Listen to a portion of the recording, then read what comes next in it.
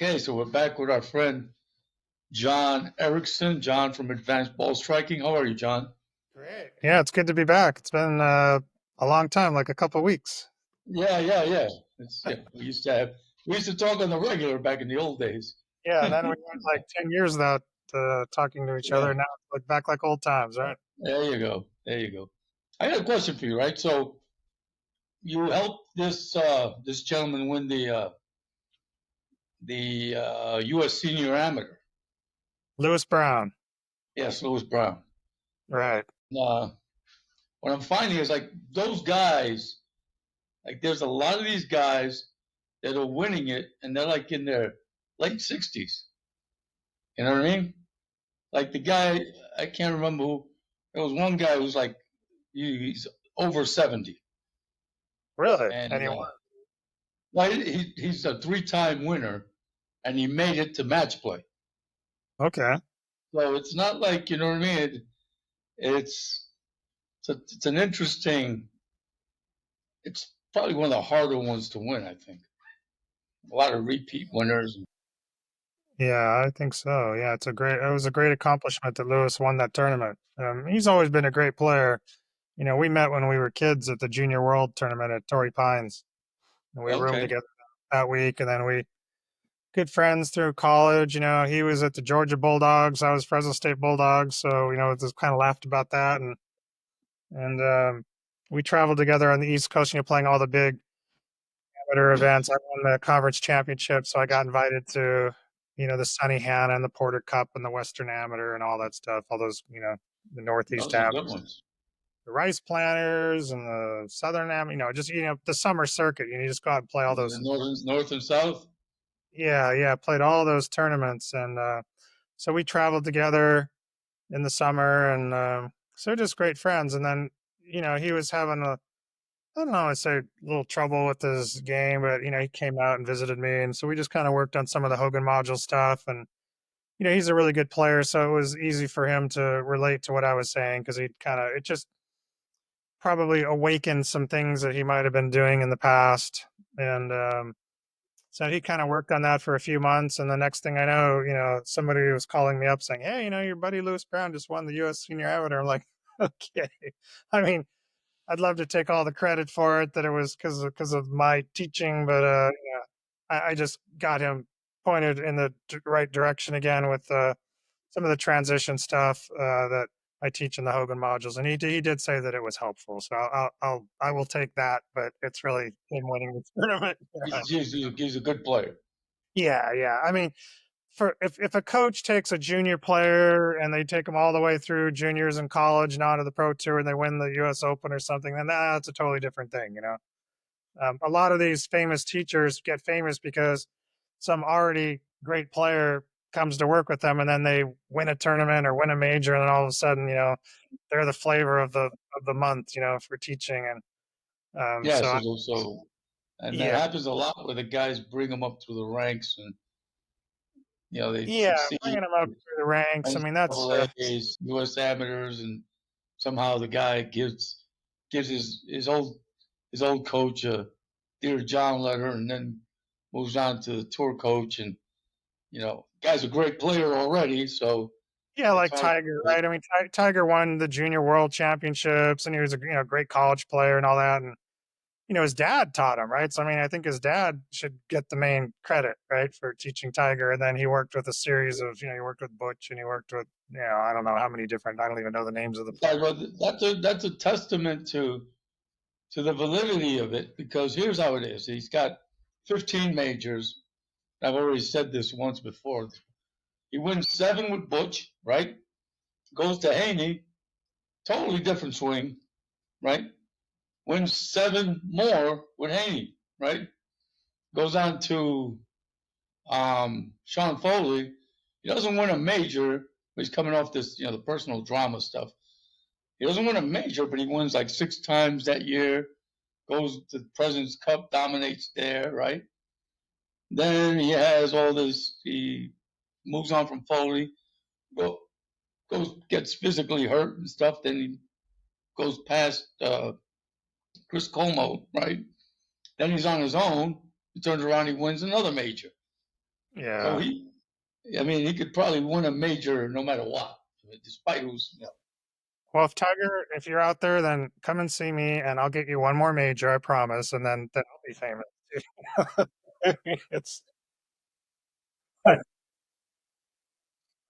yeah, no, these players they're good players. They're going to win, you know, with or without a coach. I mean, I think didn't Lee Trevino say, he wouldn't take lessons from anyone that that couldn't beat can't, him. you know. So there's That something kind to of be limits said the for field, that. doesn't it? You know, Yeah, yeah, there's something to be said for that. I don't, but you pick up things along the way. I picked up a lot of things along the way.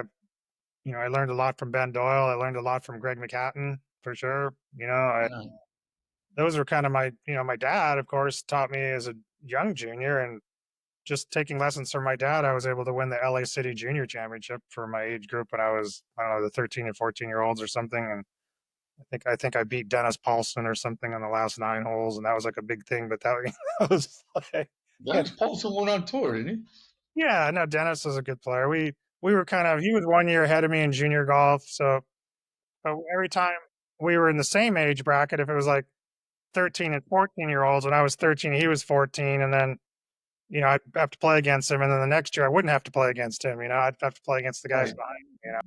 In Okay. college, 4 years of that. My freshman year I was at Fresno State, and when I finally cracked the starting lineup, I didn't crack the starting lineup my first few tries. I couldn't even beat the guys on my own team. And then when Yeah. I got in the starting lineup, my very first college tournament was UCLA's tournament, and I was a freshman, and I got paired in the final round with Corey Pavin. I think of the last 2 days I played with Corey, and I finished third place in the tournament, and Corey finished first, and I forget who was second, maybe Duffy Waldorf or something. Yeah, that was my start at college golf, and then I never looked back. I couldn't beat the guys at home, but once I got in a real tournament, I was fine. You were on fire, but well, it's interesting you bring up Corey Pavin, and I don't think we'll ever see that type of player. And that's really unfortunate. Yeah, that's one of You'll the never see another Corey Pavin. yeah. I mean, the great thing about the old classic game was it could really involve everybody. The short straight hitters could play against the longer hitters that were a little wild because the ball was high spinning, and it was the longer you Right. hit it, the harder it was to hit it straight, right? So the really long hitters had a hard time keeping the high spinning ball in the fairway. The short hitter was down the middle. But if you were a long hitter and you could figure out how to hit it straight, like Greg Norman did and Sam Snead and a few of the other guys that were really long hitters, Nick Nick Lewis. was a long hitter. If you could figure out how to hit it straight, then you actually would have an advantage. But that was a skill set that not many people owned, and so you had a lot of Corey Pavins and the shorter hitters. Who was that? Mike Reed was a real short hitter, and Reed, yeah. there were guys that just didn't hit it. Tom Kite, right? Tom Kite Guy was couldn't use, a yeah. short hitter. And that was And the you had beauty guys of the game. I really loved that. There was a place for everybody in the game where it's not really like that now. And I think that's really unfortunate, actually. you had a guy like Bruce Litsky who just hit that big slice, and he knew it was going to come back into play. It's almost a slice. It was a slice. It wasn't a fade. Come on, you got a bounce. It didn't matter. But hey, yeah, it's a different game today. That's for sure. Yeah, and that's unfortunate. I don't think it should. I mean, I think if you look at baseball, it hasn't really changed that much. I mean, I've talked to some of the baseball guys, and they're complaining that the new ball in baseball is going 6 feet farther than it used to.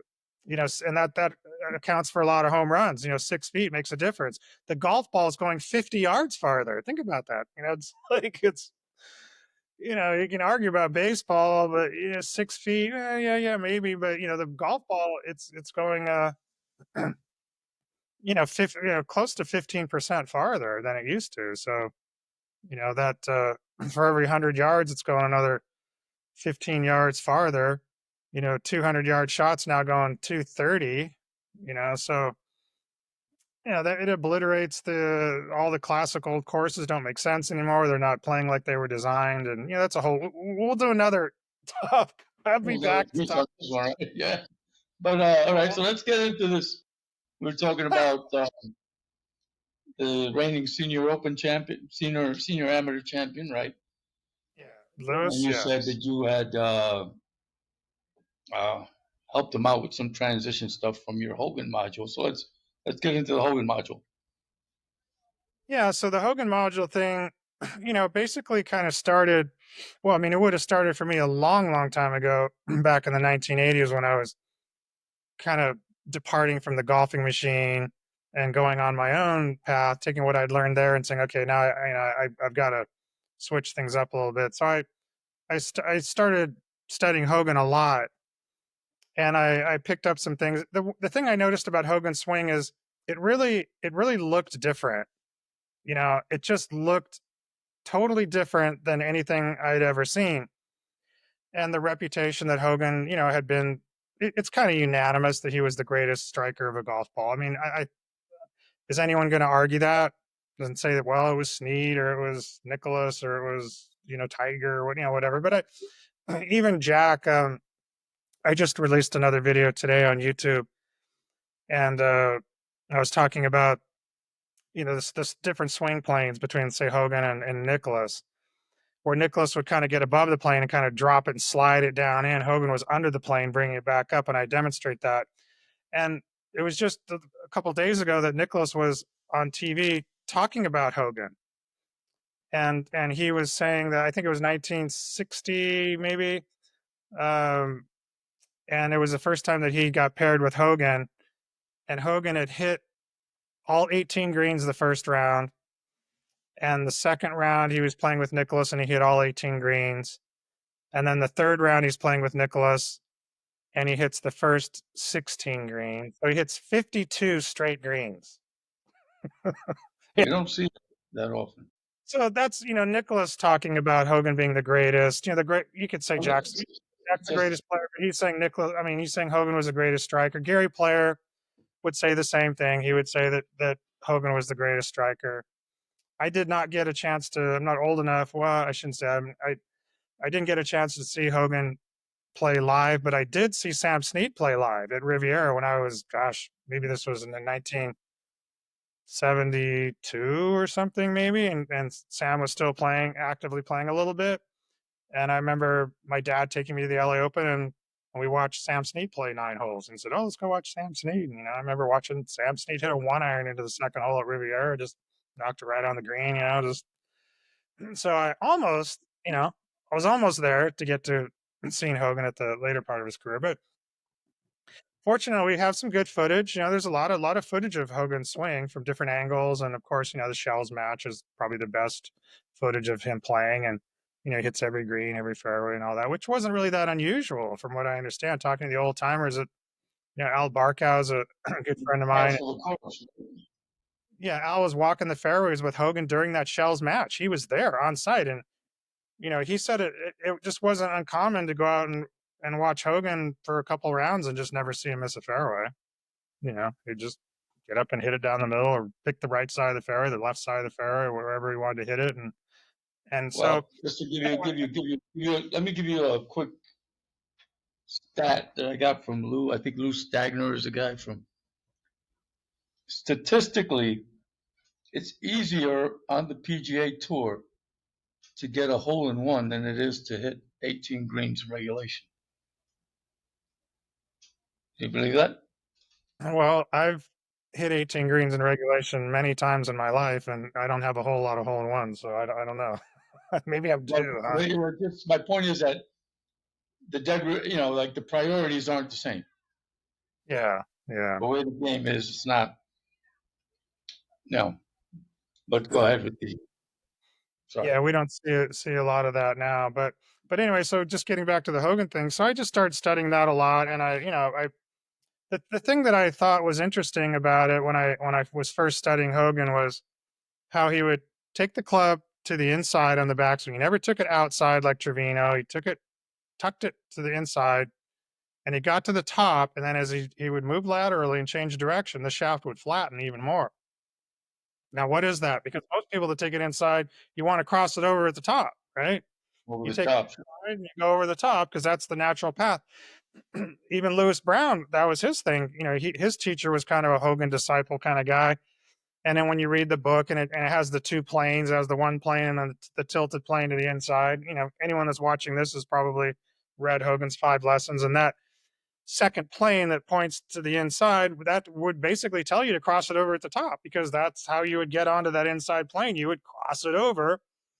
Larry Nelson claimed to have read Hogan's book and went out and won the U.S. Open, the PGA. He was a great player, but he crossed it over at the top. He was across the line. Yeah.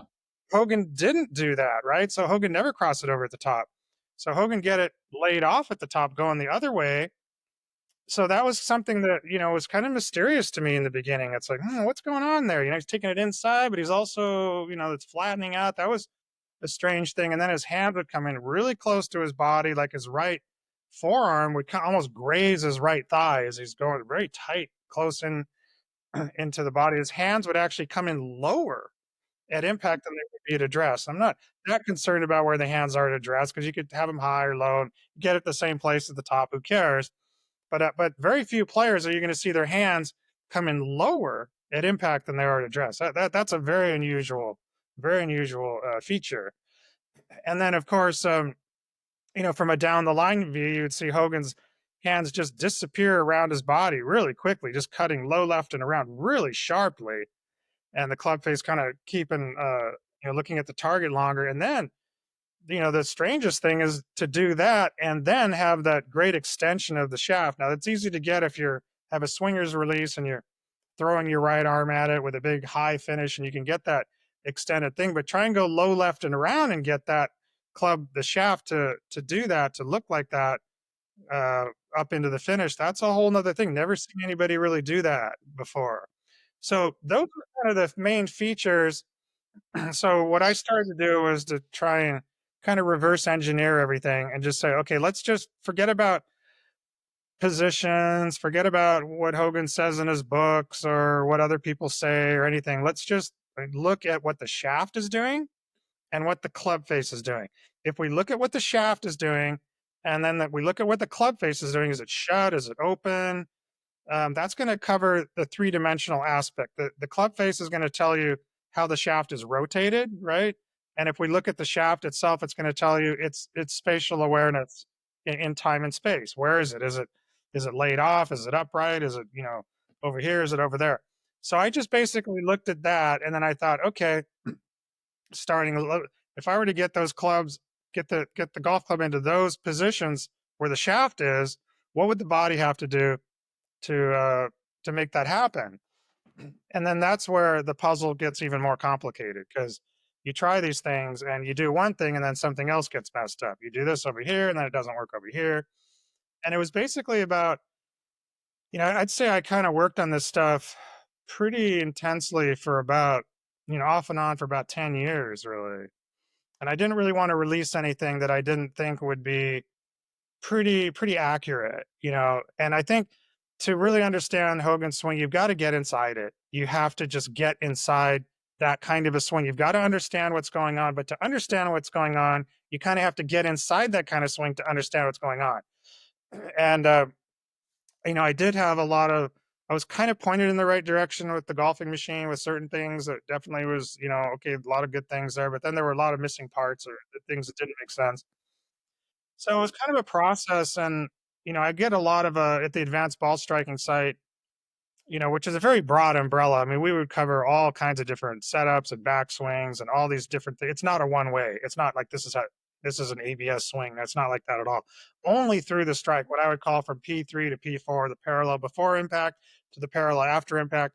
We're very strict and rigid about what the club face and the club shaft are doing through the strike. And that would be consistent with what Hogan was doing as well.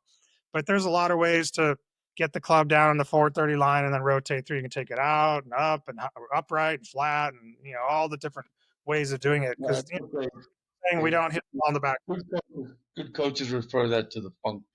Yeah, as the functional swing plane from here to here. Like that's all that matters, really. Yeah. Right? So that's kind of where it started. And then, with the students that were coming to advanced ball striking, I get a lot of Hoganites, Hogan aficionados, and looking at me for answers to these things. And, I wanted to have intelligent answers. So there were some things that I wasn't really quite sure about. So I just thought, well, I'll get back to you. and see if I can get this stuff figured out. And eventually I did. I had some light bulb moments where it was just like, aha, okay, here's a big discovery, especially like the transition. Hogan, the way he pulled it inside on the backswing and then further flattened the shaft through transition, what I call tripping the shaft. And that was something that I had one day. It's like, boom, I figured out how to do it. It's like, oh, it was just simply a technique thing, a mechanical technique thing. But it's not just a one thing. It has to then be combined with what the weight is doing, transferring from the right foot to the left foot while this is happening. And again, it gets more complicated. So it's like, oh, okay, we got to do this and then this and this. But eventually, working through these things, I figured out, how to do that. I knew how to get on the 430 line because, I'm a good player. I know that. I know how to work it around low left and around. And then you're basically dealing with two things. You're dealing with technique, okay, which is technique wouldn't take a lot of strength. It's just like there's a technique to doing this. You have an intention. You're going to try and get the club here instead of there. Okay, so you have these technique things, and then you have the motor, just the engine, which is horsepower, right? And it's just strength. And then that helps facilitate these techniques. And where Hogan was really, really strong was his forearm rotation into the strike and his flat level rotation, extremely fast, with his, I'll just say his left shoulder because it would be leading the arm, the hands, the club. That left shoulder rotates very fast and a lot of range of motion into his finish, and that's what keeps the arm ahead of the club, ahead of the hand, ahead of the club, and you get that long extended look. And that's created dynamically. You can't force the club into that position. I tried that for a long time, tried to force that in. You have to do it through swing dynamics, through strength and speed of the rotation of the torso. Once I figured that out, then everything just, all the pieces just started to fall into place, the transition. Then the next step was, okay, can I break this down into something that would be palatable and give the students some bite-sized chunks that they can chew on for a while that are like, okay, do this, then this, and this, and this, and then you're going to be in the conversation and you're going to start to understand how this golf swing works. Because why wouldn't you want to take a serious interrogation into the golf swing of the greatest ball striker? I mean, it only makes sense. It should be looked at, and Hogan's books do not take you there. They don't. You know, But there, how about, I yeah, mean, there's some gold with bars, social, but it with doesn't take you. social media, right? What's that? Now in this day and age of internet, right? Because going back when I was trying to watch Hogan and slow it down, I had a VHS and it was like whatever frames per second they filmed them at. I could never get it right. But later on, you're going online and you're seeing a lot of people that look like Hogan, right? So Maybe at first the glance, maybe at geometry, first glance the they might. geometry from a distance looks like they're doing like this. The geometry is one thing. The dynamics, the physics, and the forces weren't there. That's So right. Hogan was not powder puffing the ball. I don't care what you say. I mean, he was He he hit was it. going through it and so He hit it really hard. so that when you say you have your Hogan module, right? Now Yeah, Hogan's body type was unique, right? He had like a Ledbetter's belt was like where his belly was, and his arms were long. He's a short guy, right? I mean, does that mean that if we were to take your module and study it and master it, does that mean you're going to look like Hogan, or what is it? Um, what I'm teaching is pretty simple. We're gonna get you to move the shaft, okay, in the same protocols that Ben Hogan did. Now everybody's body's gonna look a little different because people have different bodies, right? right. It's not gonna the people that I would say that most resembled Hogan as far as the protocols that I would teach, that the things that he would do, taking it inside, flattening and tripping the shaft at transition on the 430 line, having the hands low through the strike and moving low left and around behind the body with good force and acceleration into the finish. Um, Nick Price, okay, be very, very good along those. Nick Faldo, okay, Yeah. very, very good. Peter Senior from Australia, probably the most Hogan-like, actually. Mm. People think he has a really weird, crazy swing, but you start looking at the dynamics of what's going on and the pressures and the forces and the footwork and the ground pressures and all that stuff. He's as good as anybody. You know? So and then there's other guys too that have a lot of the bits and pieces of it, where you'll see another thing that Hogan did is his right elbow would stay pretty much flexed or bent, rigid through the strike from P3 to P4. Most people are straightening their right elbow through the strike. Hogan didn't do that. So that's another really critical thing I didn't mention earlier. There's quite a few things. So how would you get all those things together? Well, that's what we do. We teach those things. Then if the shaft is doing the right things, if it's coming to the inside, it's flattening its transition, it's moving down to the 430 line, and you're accelerating your torso, and you've got good form rotation to where you're now holding shaft flex through the strike, and you're accelerating the club up into the finish. It's amazing that your golf swing will start to kind of resemble Ben Hogan's a little bit, actually. It's not that we're ever trying to make the swing look like Van Hogan. We're trying to teach the protocols that would produce the movement of the shaft and the club face. And then, there's obviously some room for individual personality, I suppose, but not a whole lot. It's going to start looking that way. And then, of course, if you really want to take it, serious, then you've got to look at his equipment. You can't overlook the fact that he played flat, stiff, heavy gear with no offset. You know, those clubs are going to teach you a lot of the things that you need to learn if you want to get into a Hogan kind of golf swing.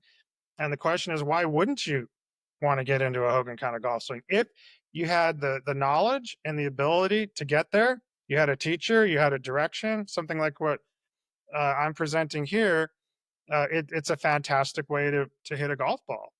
So I think it's worthy to look at that and say, here's the greatest striker. This is what he did, and to emulate those basic protocols that he was using that are not they're not mysterious. It's not there's no mystery anymore. There's no Hogan secret. That's complete nonsense. I've identified 39 things that I would say are uncompromising. Okay, so you want to talk secrets? I got 39 of them for you. You know, and 39 things you've. no, it's not. It can't. It's impossible that there could be one secret, because if you do one thing, it's going to change something else in the swing. So even if you change something on your back swing position, you're going to have to change something on the other side, because it has to be at least two things. Snead said it best. Anybody can say they got a secret as long as they don't tell anybody. I think he told much. He was still competing when he wrote his two books. He wasn't going to give away his deepest technical things that he was working on. I Yeah. think he was I mean, given. I'm a big disciple of this one. That's Yeah. my that's my Yeah, I Hogan know thing. you like. Yeah, in a lot of ways, I think that's probably a better book, isn't it? As in this is like the picture one. And you got the paperback when you go to the pages and it has the whole swing going through. It's pretty cool. Yeah. Yeah. Yeah. So there's things that people don't understand. Like I mean, I've heard people saying that he never transferred his weight to his right foot, which is just complete nonsense. I mean, it's totally absurd. And if you were to not transfer your weight to your right foot, you're completely out of the conversation. I mean, Yeah. if you're around me, you're not even allowed to talk. Just don't even Oh yeah, we had a very powerful in shift. the room. Don't In teach order somebody for him, else. in But order that's for him to have that powerful a shift, a forward shift, he had to be loaded. he put an extra spike in his right shoe, not his left shoe. So if that doesn't tell you enough right there, Yeah. um, the and I did a video on my channel recently, and I just debunked the whole thing where I showed, like, it looks like, if in a still shot, it looks like my weight is way over my left foot. But if you scroll down, you see my left foot is off the ground by a few inches. So that means 100% of my weight is on my right foot. zeros on my left foot. I have my foot in the air, but I look like I'm way over on the left because I'm loading into the right side with a quick backswing, right? You go fast and you load into that right leg. Yes, you could lift your left foot. You move laterally, you land on the left foot, and then you rotate around. But the Mhm. reason that Hogan, here I'll just say we'll call it, I say a secret. We'll call it a Hogan tip. Okay, one of his tips.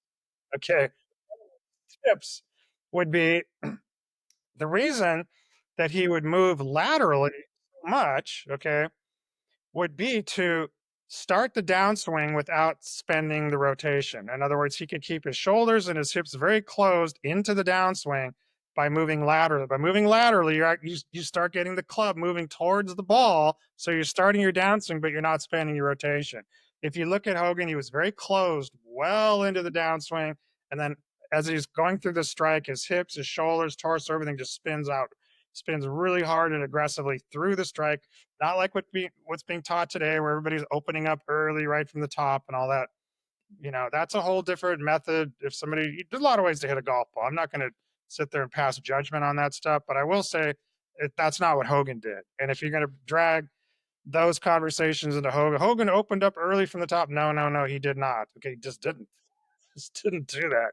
Hogan had his left foot had his weight on his left foot at the top. No, he didn't. He did not. Okay, I so don't think it's just. I don't think there's a couple of things. First of all, the force precedes motion, so he'd have to make that concerted effort to get that force to the left in order to unwind that hard. Secondly, he that's right. wouldn't have been able to sustain that much lag, right? If he would have been opening up. I mean, I can't see how that could happen. But anyway, go ahead. No, you're right. You're right about that stuff. So, there's a lot of guys that lag the club a lot. I've seen, people with incredible amounts of lag coming down, but then they pivot stall and that just all flips up. And then you see the Yeah. shaft, flip up post impact. And it doesn't look anything like Hogan because it can't, because Hogan, his left shoulder was staying ahead of the golf club where these people are stalling. And then they have all this lag and you have this big flip going through it. And you can hit the ball pretty far like that, but you're not going to be able to hit the ball straight consistently because of the toe is so active. The toe, with the right arm straightening out and the pivot stalling and the club face just wildly over. That's a very consistent move to try and you see a lot of like people that are beating balls all day, guys that are hitting 500 balls a day trying to time that kind of motion. And usually if I see a ball beater, it's because they have a swinger's release. Yeah. Okay. Yeah, no, it's true. So what are okay? So it's available now on advanced ball striking. Yeah. Yeah, we've been having a lot of people sign up, and it's really fun. People are really excited about it, and it's new. And I'm really looking forward to working personally with the new students that are signing up because they're taking a chance on this thing, and I've got a great methodology to get them into Hogan's protocols. And the reason that I did this is really because I just didn't feel like it was out there. I mean, if somebody had written a great book really explaining all these things about how Hogan swung the club and all that, or you saw guys out on tour with that kind of swing, just winning tournaments and knocking pins down and all that, I mean, I wouldn't have wasted my time. But I just think that the books, there have been many, many books written about Hogan and his swing and the secret and all this stuff. And you got, 1,000 YouTubers out there that are claiming to know the secret and do this or that or whatever. And I've looked at some of that stuff and it's just not good. It's just not good instruction. It's not getting anywhere near what Hogan was doing. So I just thought, well, I mean, if no one else is going to do it, then I'll do it. So that's basically what I did. And maybe am I the best person to do it? I don't know. Probably not, but nobody else is doing it. So I've done it and I look at the program now and I say it's pretty good. I'm very confident in this. And it's been a big game changer for me. I'm 61 and I'm hitting the ball better than I've ever hit in my life right now, and I don't even play anymore. And I'm hitting the ball, times 20 yards farther than I've ever hit it. And it's not because I'm stronger than I was when I was 30 or something. My techniques, this stuff really works. And Lewis, I showed some things to Lewis. He goes out and wins the U.S. senior amateur. I mean, he did admit that it did help him a little bit. So, I Right. can't take credit for that, but maybe a tiny little couple percentage or something.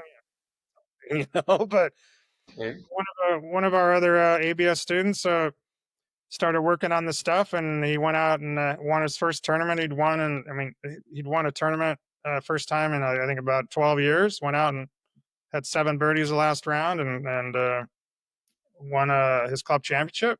You know, so that's just getting started, right? That's just the very beginnings of this. So I expect it'll take some time for the students to get up to speed, and it took me quite a while to integrate these things, but it's really worth it because I mean, this stuff really works. And it makes sense once you start to understand what's happening, and it is a better way to hit the golf ball. I really believe that. And so the main difference between what Hogan was doing and everybody else was doing is that on the downswing, Hogan's shaft was flat, laid off, and he was working the shaft up to plane. From below plane through forward rotation and a level rotation, he had the shaft under plane and he worked it onto the plane, where most everybody else is upright and they're sliding down onto the plane that way.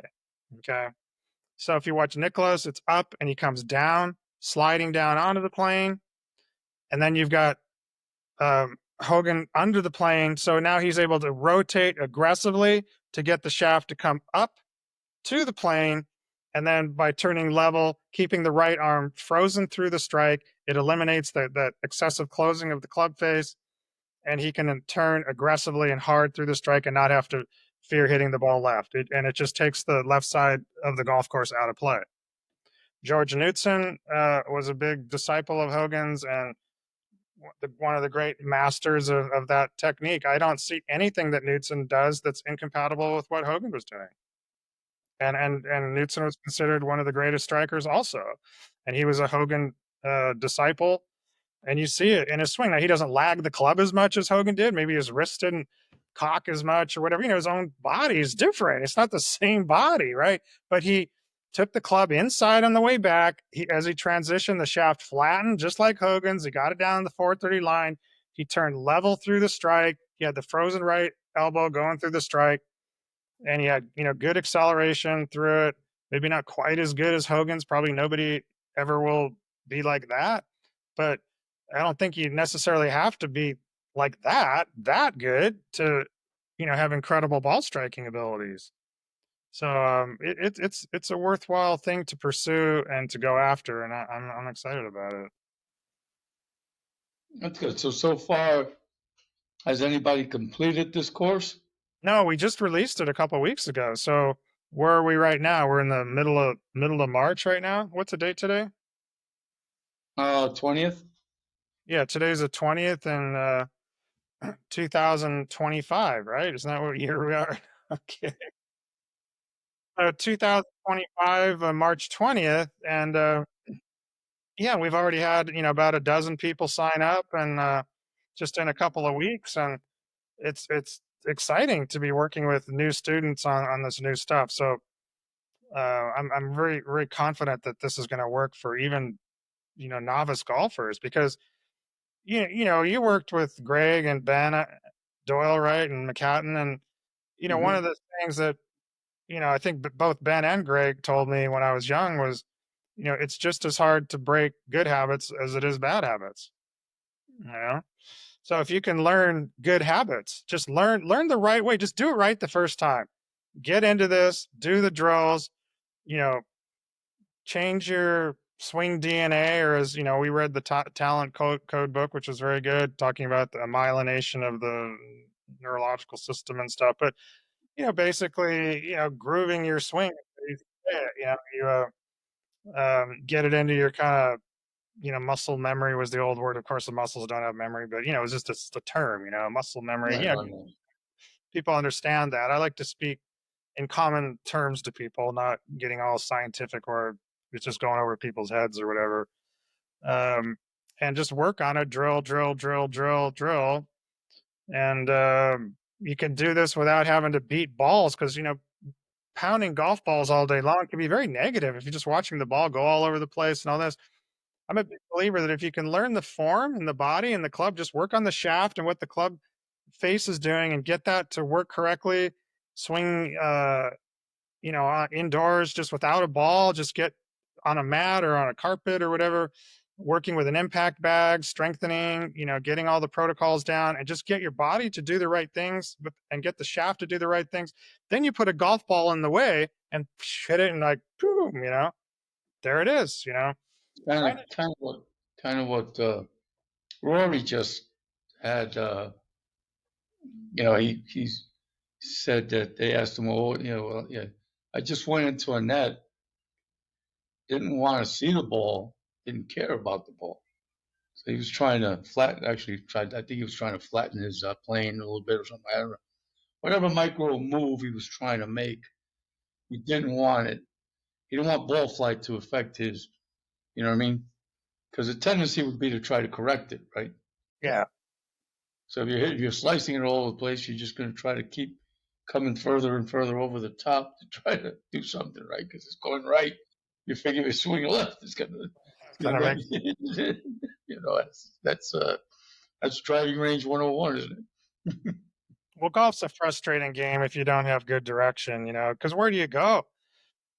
And I've said this before, but I'm disappointed in the teaching community at large, in the golf teaching community, that they're not really, acknowledging a distinction between hitting and swinging. And there's two different types of ways to approach a golf ball. You're either hitting or you're swinging. There's no switting or whether you're either swinging or hitting. You're either holding shaft flex or you're releasing the shaft longitudinally into the strike, right? So you're either loading the shaft, timing the straightening of the shaft at the low point, that's a swinging protocol, or you're loading the thing, keeping pressure on the shaft all the way through the golf ball and beyond, holding shaft flex through the strike, that's a hitting protocol, right? You're doing one or the other. The shaft's either releasing or it's not, you know. So I think the hitting method is much better because you're keeping the face, looking at the target longer.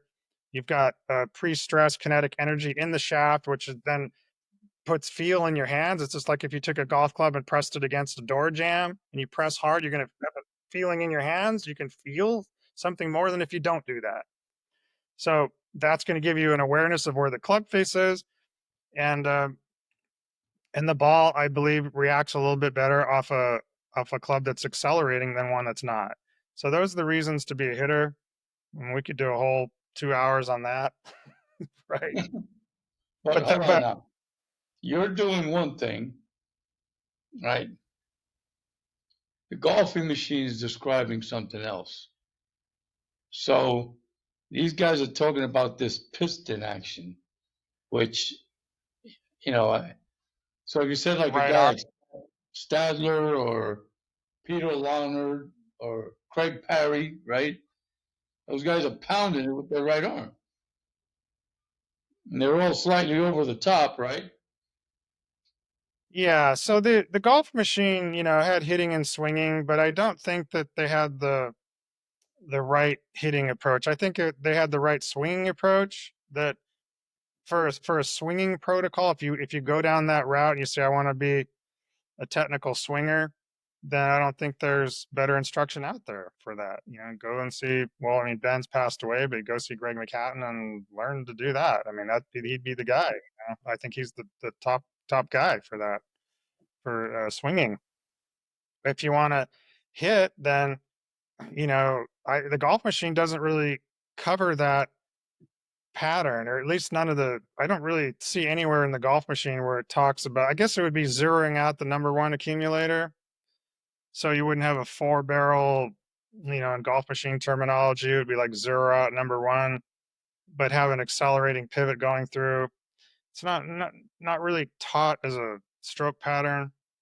I remember Ben would he'd be showing me pictures of Hogan and stuff, but I knew he wasn't teaching me that. He'd teach maybe the downswing, the transitional lag, and all that stuff, and but that's kind of about it. A little bit of pressures in the ground, like at transition, but not really the right way. Like he didn't really explain that you've got to move like when Newton explained in his book where he talked about moving your weight from your right ankle to the ball of the left foot, and he had that closed stance. Even with wedges, he had a closed stance, right? He saw that he understood the diagonal of the feet and the importance of the advantage you could have by setting up with a closed stance to have better access to the 430 line. And then he had that interesting footwork going through the strike because his foot was kind of pulled back a bit. but I think he got that really right, and the golf machine didn't, really talk about stuff like that either. So I learned a lot. I mean, I got to be a pretty good player through working with the golfing machine. It got me through junior golf well. I was a champion there. College golf, I won a few tournaments at college level. I had some success on the amateur, made the quarterfinals, the U.S. amateur, and that was all golf How did machine. you lose to Nathaniel Crosby? What's that? How did you lose to Nathaniel Crosby? I didn't lose to Nathan. I beat him. I beat Did Nathan. you? Yeah, I beat him. Oh I, yeah. yeah, I beat Nathan. That wasn't the year that he won, right?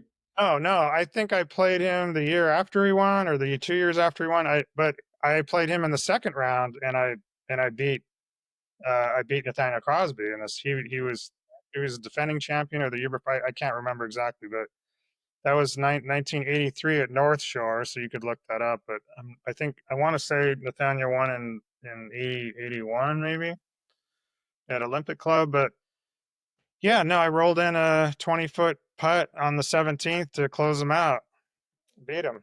Yeah, and then I played Billy Andrade the next round, and I beat him 6-5, wiped him out. And he was, I think, the second or top three amateurs in the world at that time. Scott Verplank, Sam Randolph, and Billy Andrade were the top three guys, and I wiped out Billy Andrade. But he just had a bad day. I mean, in match play, anything can happen, right? Match play Billy anything happen. Andrade was a better player than me, no doubt, but I played decent. He had an off day, and I beat him. We'll see. That's match play. I mean, you never know. But Yeah. that's one of the things that Vinny, what's the guy's name? Vinny, he's an agent now. He became a sports agent. He represented a lot of those like the Oak Hill boys. The guys from the Oklahoma. What was his name? Vinny Giles. Vinny Giles. Vinny Giles. Well, he had a fit, and I agree with him. Should be a medal play. Should be a 72-hole medal. Well, I know Hogan wasn't a big fan of match play. I think that's one of the reasons he didn't play the PGA Championship much because he didn't believe in match play. He played it a couple times, I guess, but yeah, it's interesting because Hogan basically didn't play the PGA, and he only played the British Open one time. So of the four majors, he only played the Masters and the U.S. Open regularly. I mean, PGA played it a couple of times, I think. He has won it. I think he did win it. Yeah, he did. I mean, He but won the he didn't championship. believe it. From what I understand, he didn't like match play, and he didn't support that. He didn't believe in that. He didn't like the Yeah, idea, yeah. which I don't like the idea of it either, unless I'm winning the matches, and then it's okay. I'm on the winning side of it, then I'm okay with it, right? Yeah, But I no, think it's match play becomes a putting contest, and I don't think that was his cup of tea. yeah, it's kind of strange. I don't know. I mean, you think every shot counts, and in match play it doesn't. So you know that's kind of weird in that way. You don't get to finish the whole round. I mean, when I beat Billy Andre 6-5, when we were walking in with five left, 14, 15, 16, we walked in after the 13th hole. I mean, we just walked in. I mean, Davis Love was walking out to watch Billy. He'd finished his match. I forget whether they won or lost, but he goes, "Well, I'm going to go." They were best friends, I think, at the time. So Davis went out to watch Billy play his match against me, and we were walking in, already with caddies, and we're walking in, and Davis was like, "What's up?" And Billy he just points over at me and he's just shaking his head, and he just shrugs his shoulders. And he was a good sport about it. But and Davis was kind of like, "What? You let this little 19-year-old from Fresno beat you? Like on the 13th hole?" I mean, Yeah, it sucks. If you run out of you got nothing back, you got nothing else to do for the rest of the day. but who knows? I was 6 up after 13. But if we'd played the last 5 holes, I mean, who knows what could have happened? I could have made a triple or something, and all of a sudden, who knows, right? You conceded the match. No, I closed him out. I was 6 up with 5 holes to go. Yeah, you were 6-5. Yeah, 6-5, right? I won the 13th, so I was You 6 up. could have lost the next 5 holes and won one up. I mean, Yeah, yeah. He couldn't. I you know what I mean? Like, you're still gonna win. closed out the match. Yeah, all fun memories. back then, I got to know Nathaniel a little bit. I remember we were out up in Niagara Falls, where they had the Porter Cup, and I remember just we went out to the bar and having a bunch of drinks out there, and just laughing about stuff. And he's a good guy. I liked him. We had a good time. And, I got to know Jackie Jr. Jack Nicholas Jr.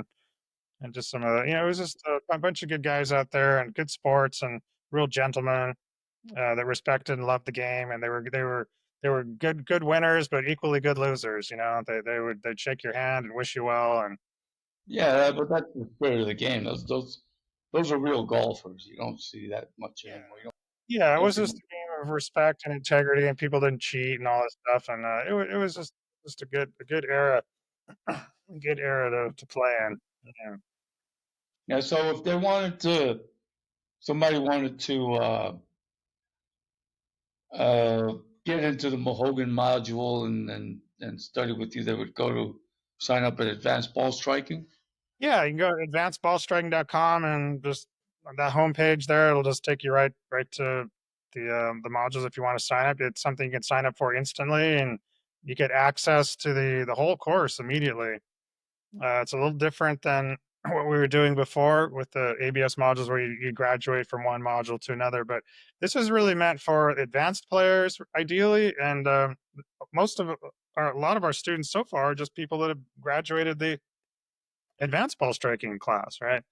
So it's almost like, I guess you could compare it maybe to like getting your PhD or something. It's kind of like a next Right. level of excellence or whatever.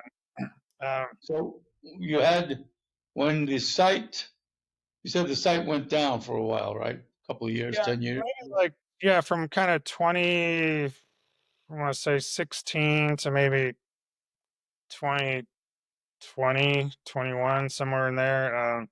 Yeah, our website, it went down because it was written in a programming language that wasn't compatible with newer iPhones and operating systems, and it just wasn't. It's Mobile apps, yeah.